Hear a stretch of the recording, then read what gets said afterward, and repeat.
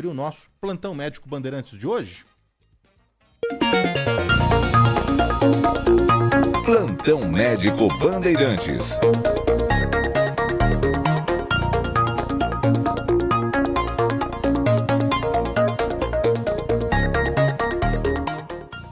Bem, já abrindo aqui o nosso Plantão Médico Bandeirantes de hoje, não é? Recebendo a doutora Kelly Oliveira, que é pediatra. Tudo bem, doutora? Como vai? Seja muito bem-vinda, obrigado pela atenção, viu? Obrigada, é um prazer estar aqui com vocês.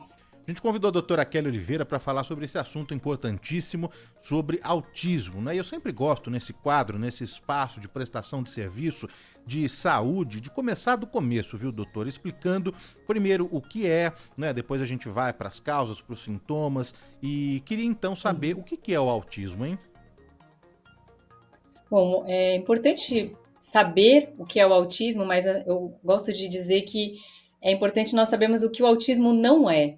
Então, o autismo, por exemplo, ele não é uma doença, né? Como uma condição adquirida, como, por exemplo, eu peguei uma pneumonia, eu peguei um resfriado. O autismo é um transtorno do neurodesenvolvimento. Então, ele tem uma origem neurobiológica. E, nesse caso, a gente percebe que a criança, ela nasce com essa condição. E, nesse caso, é um dos transtornos neurobiológicos mais graves e agora, atualmente, também mais comuns que tem cada vez mais se tornado relevante para a sociedade, para todos, né? E que quanto é importante nós também agirmos nesse sentido. Então, E ele tem Desculpa, doutora, vai Pode lá. ir. Não, e ele afeta a parte da comunicação e da interação social. Então, aí você vai ver atraso de fala, você vai ter aquela criança que não conversa, que não se comunica com os outros, e outros aspectos que tem do autismo, que são os movimentos repetitivos, o hiperfoco, alterações sensoriais, mas aí a gente pode explicar mais detalhadamente conforme você for perguntando também. Então, a primeira a gente já começa esclarecendo que não é uma doença, é uma condição. Certo. Assim como eu gosto de dizer que é muito semelhante à síndrome de Down, por exemplo. É uma condição daquela criança. Fica mais fácil de nós entendermos e de se tornar palpável. Ninguém vai falar, aquela criança teve síndrome de Down, ela pegou a síndrome de Down. Não, aquela criança nasceu com aquela condição. A mesma coisa do autismo. Então, essa é uma outra dúvida também. A criança nasce, não é que ela vai desenvolver ao longo da vida. Então, ela já nasce com o autismo. Isso. A condição genética do autismo ela é extremamente forte. Então, 97% é genético. Só que nem nem todo o autismo é herdado. Então, significa assim, 97% é genético, 84% é uma condição hereditária. Então, de fato, é muito comum você ter parentes autistas e, obviamente, você vai herdar aquela condição ou você tem um maior risco de herdar aquela condição. Mas, por exemplo, existem outras causas que não vão ser dadas. Por exemplo, um uso de uma medicação que a mãe fez ao longo da gestação, e isso pode sim aumentar o risco, porque ela afeta diretamente o cérebro. Por exemplo, mulheres que têm convulsão, que têm epilepsia e precisam usar um remédio que se chama valproato de sódio, pode afetar sim o desenvolvimento da criança. Outras condições, como por exemplo, a criança nasceu prematura, teve uma anóxia neonatal, tudo isso são condições que vão afetar o neurodesenvolvimento e isso aumenta sim o risco de daquela criança ser autista, porque ela levou um insulto naquele cérebro. Doutor, eu ia deixar para um outro momento, mas para não perder aqui o gancho, né, e a oportunidade, eu estava lendo um estudo que foi publicado no jornal Nature Medicine, apontando que crianças cujas as mães usaram maconha durante a gestação estão sim no maior risco de ter o autismo, né? Quando comparadas com as crianças que as mães não fizeram uso da erva, não é? Essa também é uma das causas, porque você falou dos medicamentos, não é? Mas a maconha já está Isso. provado também cientificamente que também pode ser uma das causas?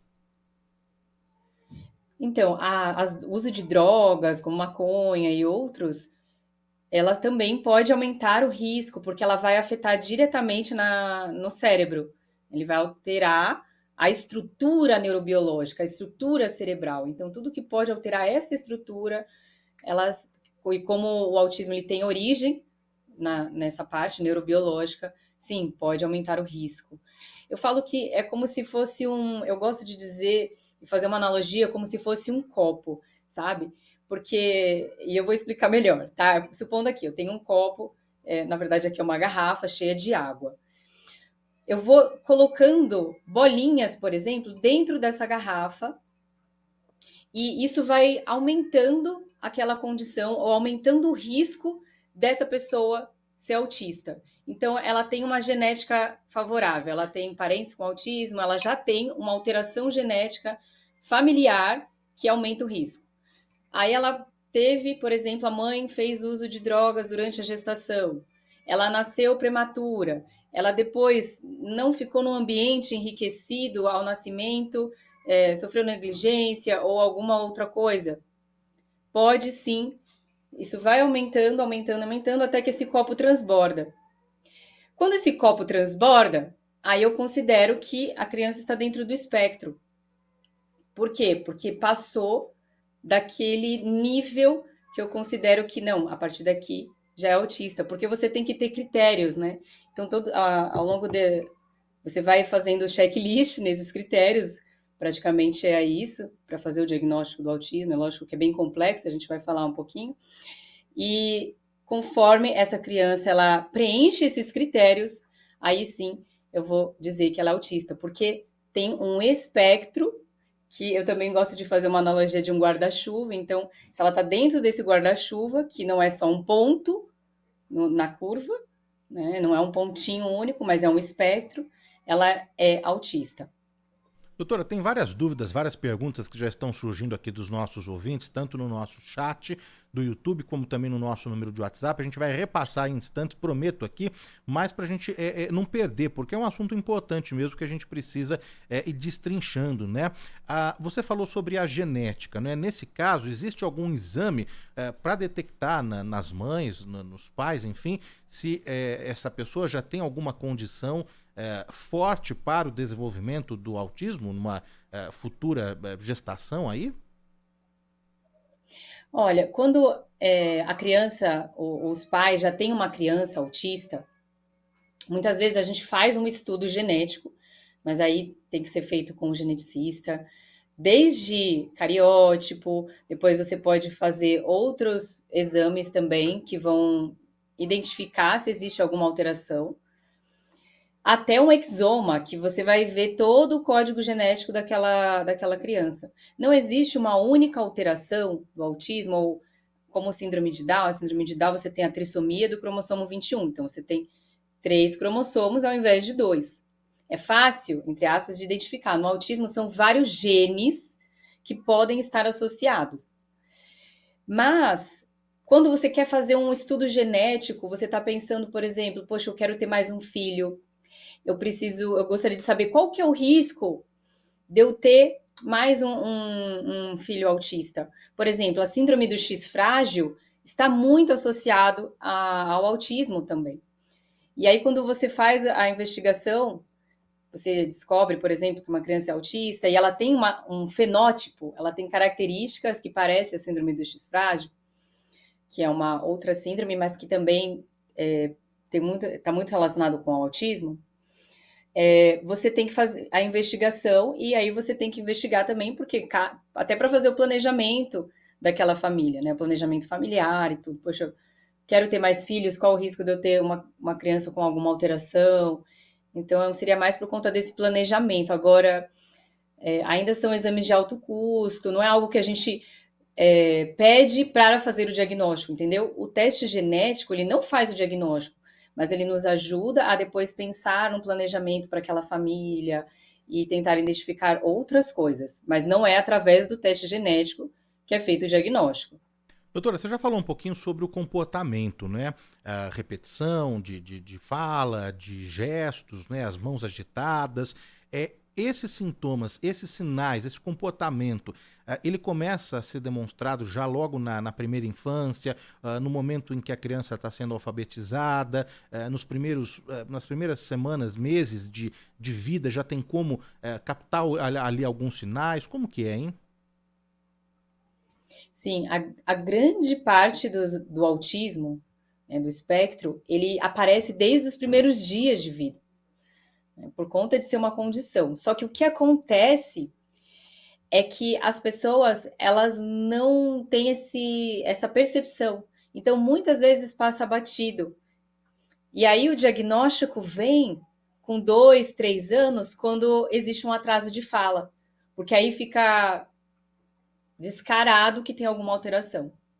Só que muitas vezes, por exemplo, no meu consultório, eu vou lá, identifico, e eu gosto de sempre perguntar aquela história. Como que foi? Como que era o seu bebezinho? Ele olhava para você na mamada? Ele fazia aquele olho no olho? Ele brincava com você? Era um bebê muito quieto? Era um bebê que tinha alteração de sono? Era um bebê que engatinhou, sentou, andou no tempo certo? Então você vai percebendo que desde bebezinho as mães falam: "Nossa, doutora, eu já identificava, eu percebia que o meu filho, ele era diferente. Só que eu não, ninguém nunca me falou, eu não conseguia ter esse diagnóstico antes." Felizmente, o autismo, ele está cada vez mais sendo divulgado, e as mães, as famílias estão também mais atentas. Então, por exemplo, esses dias uma mãe com um bebezinho de 4 meses me procurou porque ela queria que eu avaliasse. E, de fato, essa criança tinha alto risco de autismo. É difícil fazer o diagnóstico com 4 meses? Dificilmente você vai conseguir fazer um diagnóstico aos 4 meses, porque existem vários critérios e é lógico que você tem que fazer um acompanhamento muito criterioso. Mas isso não significa que você não possa fazer intervenção. E o mais legal, na verdade, o mais gostoso, eu não vou dizer que é bom, né? É óbvio que não é bom fazer a pessoa descobrir que o filho é autista, existe esse risco. Mas o mais relevante de você começar a fazer essa suspeita e diagnosticar, ou mesmo começar a fazer algo, é a intervenção. Então, essa mãe, conforme ela identificava as alterações, e a gente começou as intervenções muito cedo, tudo aquilo que ela apresentava, a gente estimulava e aquela criança, ela conseguia atingir os marcos. Então, você fazer a intervenção precoce, ainda que não tenha o diagnóstico, é fundamental. Estamos conversando aqui na Rádio Bandeirantes com a doutora Kelly Oliveira, que é pediatra, e o tema do nosso plantão médico Bandeirantes de hoje, no Do Bom e do Melhor, é autismo, né? Agradecer os ouvintes que já estão se manifestando, o Fábio Bezerra, o André HQ, a Ana Maria Moraes na Baixada, o Francisco Ferreira, o Luiz Pazini, Luiz Pérez também está aqui conosco, o Romeu Mota Castanha, a Maria Diva Pina já chegou por aqui também, o Eduardo Marcic Neto, obrigado aí pela mensagem carinhosa, Júlio Pinheiro de Matos, do Jardim Tremembé, tem pergunta do David, vou passar aqui, viu, David Pereira aqui, já vou passar aqui em instantes, mas doutora, você sabe que eu estava discutindo essa semana o tema aqui na redação, né, com o nosso chefe de redação, Daniel Batista, a Thaís Freitas também, a gente estava falando sobre justamente a incidência, o número de casos e também o diagnóstico, né? Houve um aumento, existe um aumento mesmo do número de casos, ou é que agora está sendo feito o diagnóstico, é que agora que a gente está falando sobre, a gente está entendendo realmente o que é o espectro, né? Esse guarda-chuva que você fez ali, a comparação, e a gente está entendendo e dando o nome correto, né, para as coisas. Ou teve um aumento mesmo?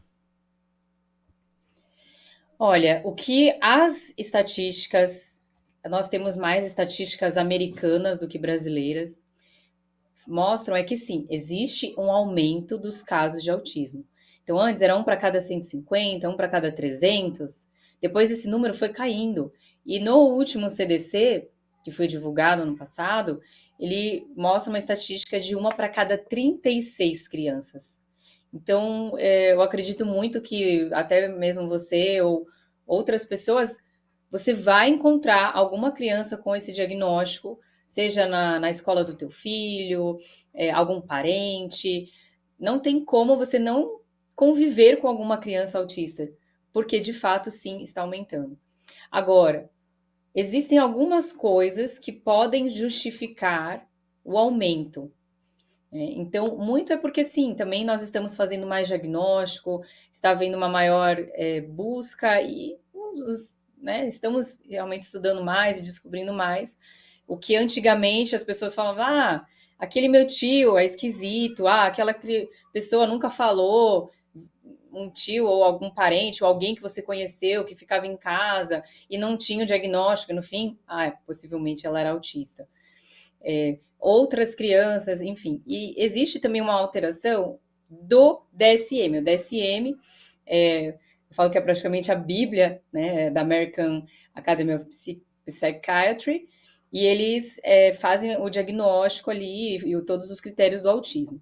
No DSM-4, ele enumerava o autismo infantil e separava de outras síndromes, como o transtorno desintegrativo na infância, a síndrome de Asperger e outros transtornos, ele separava do autismo. Hoje, no DSM-5 e no DSM-5 revisado, que foi o último, que ainda não está traduzido para o português, mas a gente tem em inglês, ele foi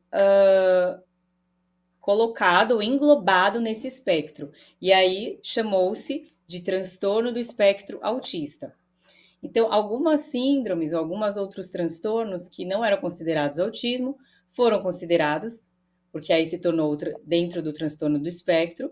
Então, por consequência, existe um maior número de transtornos ali que são considerados do espectro autista e também o maior número de diagnóstico. Agora, existe um comportamento na população, como, por exemplo, a gente sabe que aumento da idade, né, de ter filhos, o fato de aumentar a prematuridade, né, o número de FIVs, a mulher tendo filho mais tarde. Mas a mulher tendo filho mais tarde, mas o número de FIVs aumenta o risco.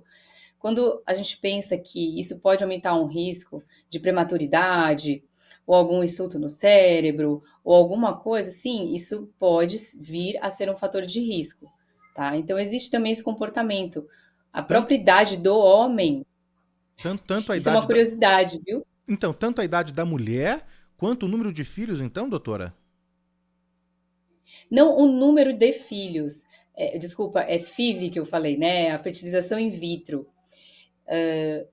Por quê? Não que a fertilização in vitro aumente o risco, mas a gente sabe que normalmente é feita quando a mulher e o homem possivelmente já são mais velhos. Uhum. E aí você vai colocar, você às vezes não coloca um embrião, você coloca dois, e aí gemelar aumenta o risco de prematuridade. A prematuridade é um fator de risco para o autismo. Pode haver algum risco no parto, alguma alteração no parto, uma anóxia neonatal, um bebê que vai precisar ir para UTI, entende? Então, isso faz com que aumente o risco, sim. O homem, a idade do homem acima de 40 anos aumenta o risco de autismo também, até consideravelmente relacionada à mulher. E é mito ou verdade que o autismo tem mais prevalência, é mais comum em meninos do que meninas? É verdade. As estatísticas mostram que uma em cada quatro. As estatísticas mostram que uma a cada quatro meninas, então Tem alguma visita aí, né, doutora? Desculpa, minha Imagina, filha, faz parte, estamos ao até vivo, me é assim mesmo. desconcentrei. Então, uma menina para cada quatro meninos vai ser autista. Então, é de 4 para 1 mesmo a estatística. Então, é mais comum em menino, 4 vezes, tá? De fato, isso acontece sim. Agora, Existem algumas explicações. Bom, pode concluir, por gentileza, doutora. Não, existem algumas explicações que não necessariamente ainda não totalmente comprovadas, mas eles mostram, por exemplo, que o cérebro da mulher ele tem algum fator protetor, seja hormonal ou também na formação cerebral. Ela é um cérebro mais social, é um cérebro que acaba tendo. Opa, será que perdemos aqui o contato? Acho que perdemos o. se comunicar. Então, é Aqui. como se a mulher fosse mais, tivesse esse fator protetor nela, formação neurobiológica mesmo do cérebro, que diminuísse, né, no caso, a chance de autismo. Mas, ao mesmo tempo, também existe muito subdiagnóstico em meninas. Então, porque, a menininha, ela é tímida mesmo. Mas ela é quietinha. Mas é assim mesmo. É um comportamento mais aceitável socialmente. Muitas meninas e mulheres são diagnosticadas tardiamente na vida e acabam passando batido o seu diagnóstico. Então, como é uma origem genética, a gente percebe muitas mães, muitas vezes que têm os filhos autistas, acabam se descobrindo autistas na vida adulta.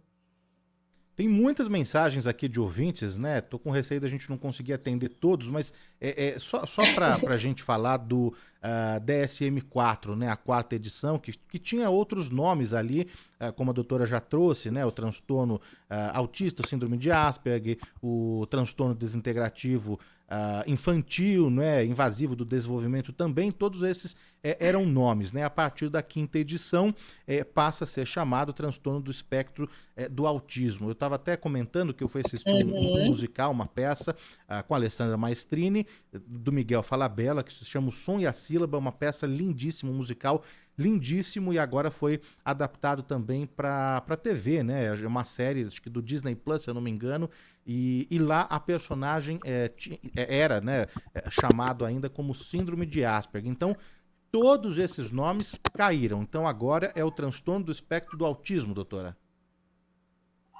Isso. A síndrome de Asperger, as pessoas usam muito, porque ela se tornou um nome ainda popular. Então, muitas pessoas usam informalmente, mas na hora de você realmente definir, né, a parte científica médica, a gente evita também esse nome, que seria, no caso, um autismo nível 1 com altas habilidades, ou com uma superdotação. Então, seria um autismo que ele não vai ter, no caso, atraso da fala, e ele tem alguma habilidade, por exemplo, com línguas, ou com matemática, ou realmente uma inteligência fora do normal. Eu não sei se você conhece aquela. Tem o The Good Doctor, The né? Good Doctor, Uma isso, a série série. nova aí que também. Isso, e aí ele fala também sobre, por exemplo, esse aspecto do autismo, que no caso dele, ele é um médico extremamente inteligente, ele tinha essa inteligência acima da média, mas autista, então você vê alterações de comportamento social, aquela pessoa meio esquisitona, que fala, nossa, ela é meio estranha, parece que não tem filtro, não gosta de interagir com as pessoas, não gosta de conversar. Provavelmente, talvez você já pense até em alguém que você lembra que pode ser que seja. E, no caso, é real mesmo. Mas hoje é considerado nível 1 com superdotação, altas habilidades. Doutora, a gente já falou bastante sobre as causas, né, o fator genético, mas ainda circula por aí, a gente precisa entender se é mito, se é verdade. Falam da teoria da mãe geladeira, né, ou seja, a falta de afeto, de carinho do pai, da mãe, né, aquele ambiente familiar que tem relação com o autismo, os traumas psicológicos também da criança. E essa é uma dúvida do Alexandre de Campinas, que mandou aqui e falando, né, sobre uma mãe, por exemplo, né, que foi abusada na infância, e o filho também pode ter ali problemas psicológicos, e se isso está atrelado com o autismo, se tem alguma ligação, né? Olha, a síndrome da mãe geladeira, ela foi proposta lá atrás, na década de 40, por um especialista, um psicanalista chamado Léo Kanner. E ele foi um dos pioneiros do estudo do autismo. Ele chegou a sugerir, na época, por exemplo, que as mães mais distantes, mais frias emocionalmente, que não demonstravam afeto para o seu filho, seriam a causa ou poderiam levar a um fator causal do autismo. Só que isso ficou marcado e eu diria que assim até manchou um pouco essa história do autismo, porque de fato assim não tem nada a ver. Então porque assim a mãe já tem muita culpa na vida dela, né? E aí você falar assim que a culpa é da mãe de novo, poxa, a culpa é da mãe porque a criança é autista, não tem embasamento nenhum. Então, isso caiu por terra. Porém, como ficou muito marcada essa questão das mães geladeira, tudo, ainda se fala, mas não existe. Como eu falei, O autismo é uma condição neurobiológica com causa genética, causa ambiental, como eu falei com vocês, maturidade, anoxia neonatal, uso de medicação, drogas, outras coisas, de uma causa extremamente complexa e multifatorial. Então, você ficar falando que a culpa é da mãe, por favor, não use isso e até tira um pouco dessa culpa. A mãe já tem culpa demais, então isso aí pode ter certeza que não tem, tá bom? O David Pereira, aqui no nosso chat, eu fiquei devendo a pergunta dele, né, doutora, que é importante, sobre os níveis, né? E as principais características de cada um. Nível 1, 2, 3, tem um que é mais agressivo, não sei se é essa palavra que a gente pode usar, mas tem essa separação, não? Sim, então o que nós separamos hoje? É o nível de suporte. O nível 1 de suporte, nível 2 e nível 3. O nível 1 de suporte é aquele que precisa de mínimo ou não precisa, ou nenhum suporte. Então, praticamente ele é um autista, mas ele é funcional. Então, ele consegue fazer as atividades do dia dele, ele tem uma independência, consegue se alimentar, ir ao banheiro, brincar. Então, a gente pensa numa criança, nível 1 de suporte, é o que é esperado para aquela criança daquela idade, o suporte que ela precisa. Agora, a gente pega uma criança, por exemplo, que já não é verbal, ou tem um atraso de fala. Se a criança tem atraso de fala, e a maioria das crianças elas são diagnosticadas com 3, 4 anos de idade, a partir de um atraso de fala, você já considera que é um nível 2. Porque não existe um nível 2 com atraso um autismo com atraso de fala que não seja nível 2 no mínimo, que é um nível de suporte intermediário. Agora, nível 3, ele precisa de um extremo suporte, ou muito suporte. Provavelmente aquela criança não verbal, que precisa de ajuda para praticamente tudo, para se alimentar, para trocar de roupa, para ir ao banheiro. E um adulto também, que pode vir a ser nível 3, por exemplo, é muito grave, que vai precisar ter uma pessoa, um adulto, cuidando dele o tempo todo para que ele consiga sobreviver. Né? Qual que é o objetivo hoje do tratamento, né, no autismo? É que os autistas, a gente consiga tratar de uma maneira intensiva, de qualidade, na infância, ainda cedo, com diagnóstico precoce, para que eles sejam autistas funcionais, nível 1. Eu falo que é o meu sonho, é ter todos os autistas poderem... Óbvio que eu sei que tem uns que vão realmente ser graves e não vão conseguir, talvez um não verbal, que por mais que tenha lá todas as intervenções, dificilmente ele vai conseguir evoluir, mas ele vai conseguir ter um nível de dependência. Mas o meu sonho é que todos possam ser funcionais, contribuir para a sociedade, trabalhar.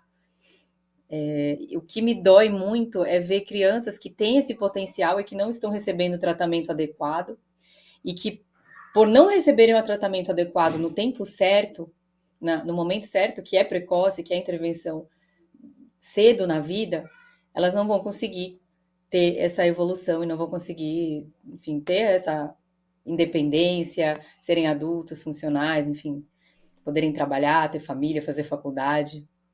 A Ruteli Alves está aqui conosco, o Luiz Pazini, o Antônio, tudo isso no YouTube aqui, não é? O Laureano Arantes Neto, o Rodrigo Souza, Maria Fátima, Cleusa Muniz aqui de Santos. Quem mais? O Rodrigo Souza tem pergunta, o Hélio Cardoso, já vou passar a sua pergunta, viu, Rodrigo? E também dá um alô aqui pro pessoal do WhatsApp, né? O José Martins de Atibaia tá levantando aqui um debate que também a gente precisaria falar sobre, não é? A questão dos planos de saúde, né? As barreiras gigantes aqui para o reembolso de terapias, diz ele aqui, José Martins de Atibaia, o Luiz de Cubatão. A mensagem do Luiz de Cubatão, da Denise Corrochano e tem também da Ruteli no chat do YouTube é a mesma, doutora. A diferença, não é? E a confusão que pode ter de autismo para TDAH. O Luiz de Cubatão disse que o filho foi diagnosticado com TDAH, que ele repete muito as frases, né? E que se ele pode ter também algum grau de autismo por essa característica. A Denise Corrochano pergunta, então, a diferença entre um e outro, e no caso da Ruteli, ela fala que ela é uma pessoa muito tímida, não é? Eu não sou do tipo de pessoa que quando chega nos lugares, todo mundo percebe. Ela chega ali discreta e tal, fica na dela, e que já disseram para ela que ela pode sim ter algum tipo de autismo, só que ela não concorda com isso. Então acho que é importante a gente também explicar a diferença, não é, doutora? Claro.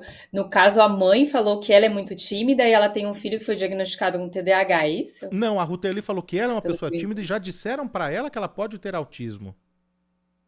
Ah, tá. E a outra pessoa perguntou sobre o TDAH. Isso, que o filho, esse sim, Bom, no caso do filho, foi diagnosticado com TDAH, que ele repete muito as frases, e ele pergunta se o filho pode hum, ter algum tipo de grau de autismo. olha, eu acredito que ela precisa dar uma olhada, investigar direitinho, porque repetir as frases não está no critério de TDAH, não tem nada a ver, tá? Então, assim, você ter ecolalia, que é repetição de frases fora de contexto. Então, por exemplo, eu falo com você aqui, Danilo, oi, Danilo, tudo bem? E aí você vira para mim e fala, oi, Danilo, tudo bem? Em vez de você falar, ah, oi, tudo. Você está respondendo, não, você está apenas repetindo, você está fazendo o eco da minha frase, ou repetindo a última palavra, ou a última frase, repetindo músicas, sem contexto, sem ter um porquê daquilo. Isso é um critério de autismo, tá? Não é critério de TDAH. Agora, o que, que o TDAH é? Você vai ter um transtorno, também um transtorno neurobiológico, né, na alteração no desenvolvimento, que você vai ter alteração de atenção, impulsividade, hiperatividade, dificuldade de manter o foco, de você regular o seu comportamento, de controlar a impulsividade, pode ter mais agressão também. Agora, um autista é muito comum, eu falo que não existe um autismo quase praticamente sem comorbidade. Então, dificilmente um autista ele vai ser autista ali e não vai ter nenhuma comorbidade.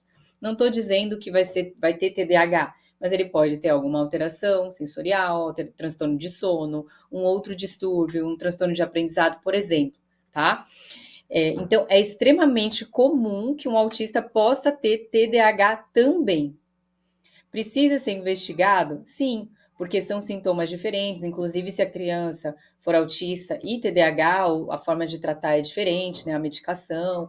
Então, de fato, precisa ficar de olho e entender o que está acontecendo. Existem critérios também diagnóstico para o TDAH, você pode fazer alguns testes, é, algumas escalas que a gente pede para preencher, muitas vezes na própria consulta, para que possa fazer esse diagnóstico, tá? O autismo também. Quando é um autismo nível 1 de suporte, é mais difícil fazer o diagnóstico, não é mais fácil.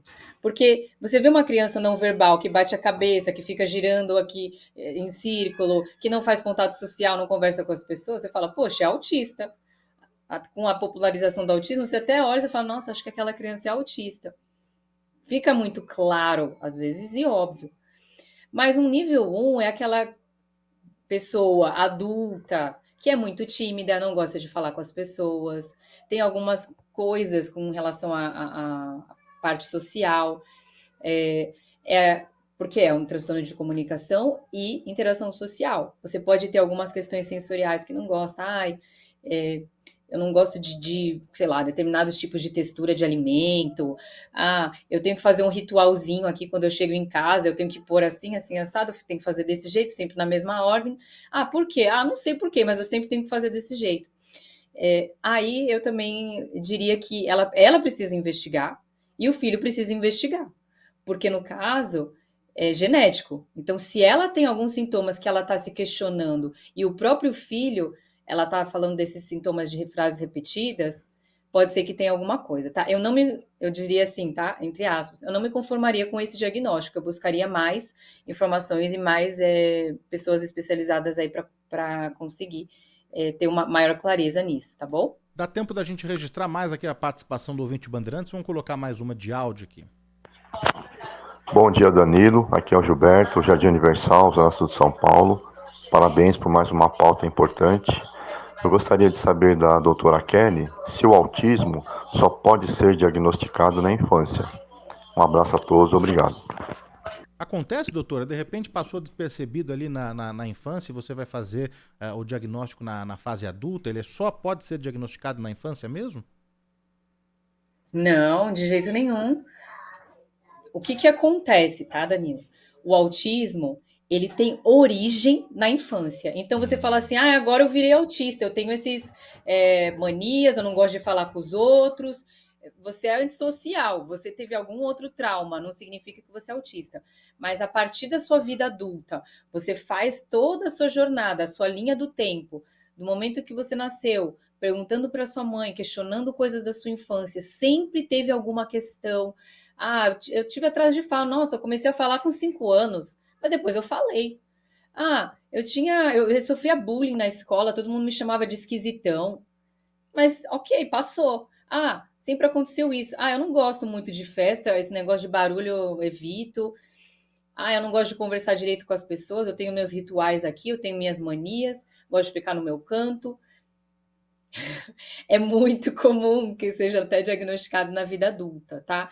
Aí eu falo assim, poxa, o quanto que de prejuízo isso aconteceu na tua vida? Aí precisa identificar. Muitos pais de autistas, como eu falei, muitos pais de autistas se descobrem autistas depois do diagnóstico do filho. Mas é isso, você Porque precisa. eles descobrem, nossa, eu fui autista. Mas é isso, né, doutora? Você precisa preencher vários requisitos ali, vários sintomas, vários Sim, comportamentos. Não é um isolado, né? Porque vou me colocar aqui como um exatamente. exemplo, né? É evidente, a gente gosta ali, eu gosto, né? Eu sou metódico, então eu sou muito organizado em casa, na vida profissional, ali, tudo muito, né, organizadinho, a minha bancada, as planilhas, enfim, gosto disso, né? Gosto da rotina, também muito Uhum. barulho, assim, me incomoda, me desconcentra, mas não é porque é isso só que vai fechar um diagnóstico de autismo. São vários, você preenche vários requisitos e aí fecha-se o diagnóstico, não é isso? Com certeza, Danilo, isso é muito importante também ressaltar, porque aí as pessoas falam, nossa, então eu sou autista. Não, existem uma seriedade mesmo no diagnóstico. Nós estamos falando de crianças que precisam de tratamento, de, por exemplo, benefícios que essas famílias podem vir a receber, e não é porque descobri na vida adulta, vou aqui ter as minhas coisas. Existe algo que eu gosto até, aí é assunto para um outro dia talvez, mas que se chama personalidade autística, ou fenótipo ampliado do autismo. Não sei se vocês já ouviram falar, é algo que não é tão explicado, mas é justamente você tem alguns traços, você tem alguma coisa dessa personalidade autística, como você falou, poxa, eu sou metódica, eu gosto das coisas assim, eu não gosto muito de barulho. Isso não te torna autista, mas você pode ter uma personalidade autística. É como se fosse também um espectro. Então, a população, no geral, tem alguns que têm mais traços autísticos, outros menos. Tem pessoas que não têm nenhum traço autístico. E tem outras pessoas que parece que tem algumas características. Mas isso não gera nenhum prejuízo. Isso não faz o diagnóstico por si só de autismo. Você tem uma personalidade autística. Isso não significa que você é autista. Tá? Aí teria que entrar, porque existe um trabalho científico que fala um pouquinho mais sobre isso. Você tendo talvez uma carga genética que não te fez autista, tá? Você existe algumas coisas na tua genética, e, por exemplo, você pode vir a ter um filho autista, porque aí a carga genética dele foi um pouco maior, porque, enfim, teve outras questões que levaram seu filho a, por exemplo, ser autista, tá? Mas tem que tomar muito cuidado para não fazer nem diagnóstico demais, né, para quem não é autista, nem de menos para quem de fato é e precisa do tratamento e aí tá passando batido, porque é assim mesmo, cada criança tem seu tempo e vamos ver daqui um ano, vamos ver daqui 6 meses, porque é assim, o menino vai falar e tá tudo certo. Então tem que O tomar muito depoimento. cuidado com esses dois extremos. Eu tenho um depoimento, um relato aqui do Marcelo Murakawa, de Santos. Desculpa aí, viu, Marcelo? Me ajuda aí no seu sobrenome. Marcelo Murakawa. Danilo, a irmã do meu amigo, durante alguns exames, foi diagnosticada com autismo. Detalhe, ela tem 60 anos, uma vida inteira e teve uma vida sem esse diagnóstico, não é? Tá gostando muito aqui da pauta do programa. Agora, doutora, na reta final, não posso deixar da gente falar também de mais uma preocupação dos pais, que é com relação ao desenvolvimento escolar, não é? Existe uma dúvida se é recomendável matricular a criança numa escola com um treinamento, um preparo adequado e específico, ou numa escola, digamos, regular, não é? Em tese, todas as escolas deveriam estar preparadas, né, para receber todos os alunos, né? Nesse caso, porque a gente precisa também falar em inclusão e não exclusão. No caso escolar, o que é recomendável, hein, doutora? Olha, essa é uma pauta extremamente importante. Inclusão, eu falo que nós estamos muito longe, né, de fato, de ter uma inclusão real dessas crianças. E eu não estou dizendo aqui só de Brasil, tá? Porque eu tenho pacientes fora do país com dificuldades imensas nesses lugares, que a verdade é que nós não sabemos muito como fazer. E Danilo, o que eu vejo é que falta conhecimento mesmo. Existe um boom, né? As crianças, de repente, o autismo explodiu no mundo inteiro. Você primeiro começou a gerar uma demanda, uma necessidade muito grande de profissionais bem qualificados, profissionais que sabem lidar com essa criança. Eu não falo só de médico, mas de professores, de educadores, de terapeutas, de todas as áreas, e que não havia em tempo essa qualificação em todos os lugares. A escola é um ponto muito importante. Eu falo que a terapia no autismo, ela só dá certo porque você tem uma família engajada, uma família que está realmente pronta e estudando e se importando com aquela criança e ao mesmo tempo buscando o melhor tratamento. Você tem terapeutas engajados, né, essa tríade, a família, os terapeutas engajados com uma terapia intensiva, uma terapia de qualidade, que é dinâmica, que vai mudando de acordo com as necessidades daquela criança, e também o terceiro pilar é a escola, porque a criança vai passar muito tempo na escola, e um período grande do dia dela. Se não houver educadores, assistentes terapêuticos, assistentes escolares capacitados e também a inclusão, dificilmente vai ser possível essa inclusão acontecer, né? Então, eu vejo isso que não acontece em um nível socioeconômico, tá? Desde escolas de extrema elite, que eu converso com pacientes aqui, até escolas públicas, que também eu dei palestras e fui conversar com eles, existem muitas dificuldades, porque tem poucos profissionais. Então, você imagina, Danilo, uma escola pública que tem 30 alunos por sala, um professor e 2 autistas, sendo que esses 2 autistas, um fica talvez toda hora batendo a cabeça na parede, correndo pela sala, se mordendo os colegas, o outro se colocando em risco, pulando de lugar que não pode. Como que essa professora consegue ajudar esses alunos sendo um por sala? Então, assim, por isso que eu falo que tem que ter treinamento, tem que ter mais profissionais, tem que ter o conjunto tanto da área da educação quanto da saúde, para que isso seja possível. E eu acredito muito que precisamos educar, precisamos treinar essas pessoas. Existem escolas especiais? Existem.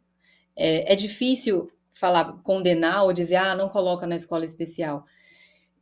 Depende da criança, né? Depende do que os pais pensam. Às vezes tem autistas muito graves, um nível muito grave, que porventura não conseguem ficar numa sala de aula, ou não têm vamos dizer assim, um benefício, não conseguem estar ali sem um nível de suporte, não tem como conseguir esse nível de suporte, os pais não têm condição de contratar alguém, porque é extremamente caro se for pagar particular, ou não consegue pelo convênio, não consegue pela escola.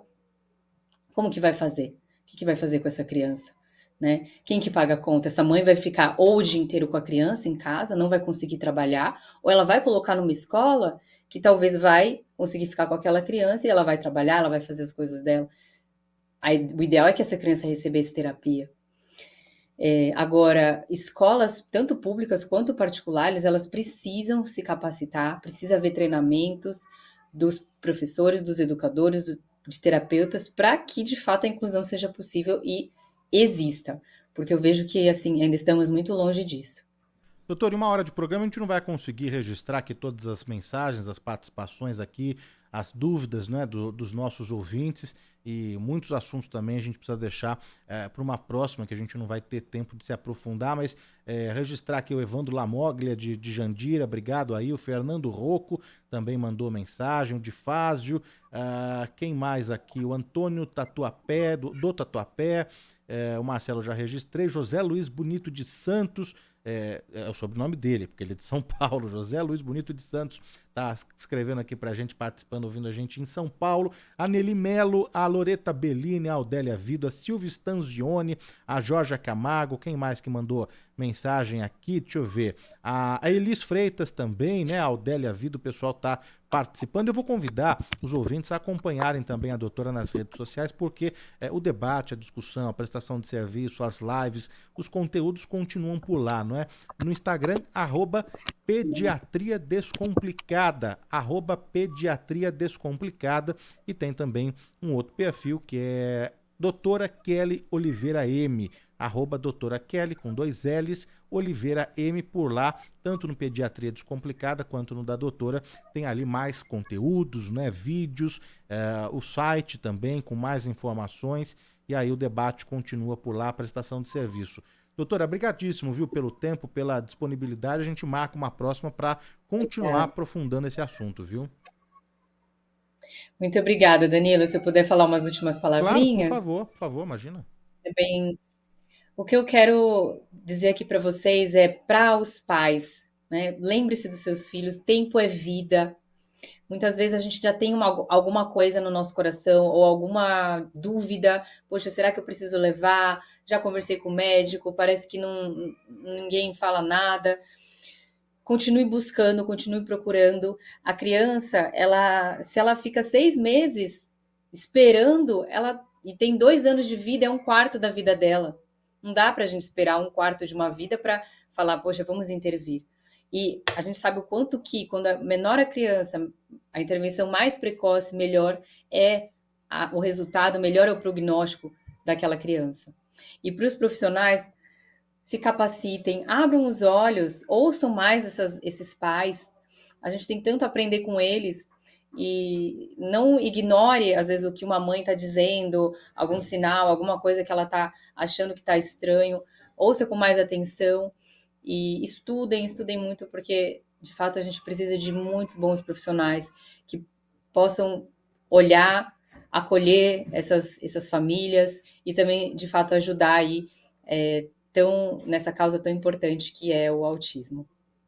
Doutora, brigadíssimo, viu? Obrigado mesmo pela atenção e um bom final de semana. Obrigada a você. Doutora Até Kelly mais. Oliveira, pediatra, conosco aqui no Plantão Médico Bandeirantes, o tema de hoje, falando sobre autismo. O pessoal disse que entrou aqui no meio da entrevista, eu sempre lembro que fica disponível na íntegra. No YouTube, só acessar YouTube, Rádio Bandeirantes Oficial, tem lá a playlist do Bom e do Melhor, então tem todos os conteúdos ali. E também no Spotify, no Deezer, no TuneIn, no Apple Podcast, nos agregadores de podcast, fica todo o material também na íntegra. A gente tem um chamado do trânsito agora e daqui a pouco